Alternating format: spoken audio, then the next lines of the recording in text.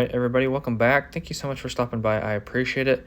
So, a recap from yesterday. I was starting to get prepped for the CHR shop yesterday, going over the blueprints and all that jazz. As you guys remember, like I said yesterday, this is the place that I basically wired up with TJ, all the lights, all the power, all the pipe, and all that stuff. This is what it looked like yesterday. As you can see, nothing on this strut right here. So I started out this morning by doing some prefab work with the 3 lights that were going in here.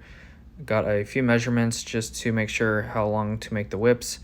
And then I also prefabbed the second power pole over here that's going to be going in eventually. I didn't get to that today. But anyways, like I said, I prefabbed the 3 lights, made them up with their whips. So then basically I just took the strut pieces that I cut with the jack chain. I hung all the struts. And then basically I just hung the lights, hung the 2 outside lights first, found the center, and then hung the 3rd light.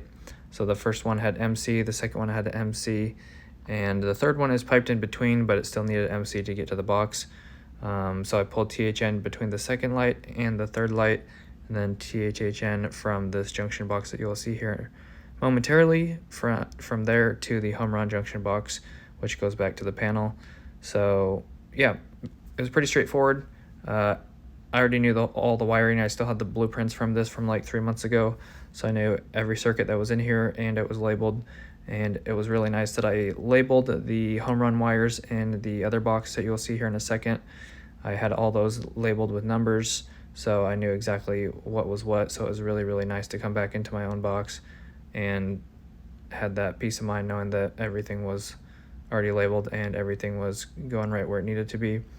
So I just pushed wire from the, like I said, from the junction box to the second junction box, and then from the second junction box to this home run box right here. And there was a ton of wires in here.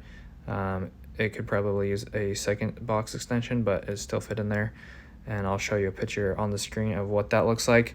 But anyways, I tied all that in, had TJ turn that off for me, and then hooked it up, and then had him turn it back on for me. So everything turns off and on with the same switch leg tied into all the other lights from before.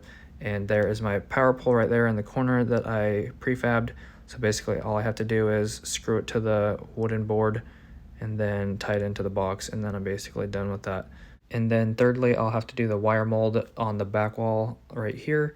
So basically I'm going to have to do a cut-in box and then flex down to it from that same box that the power pole is getting power from.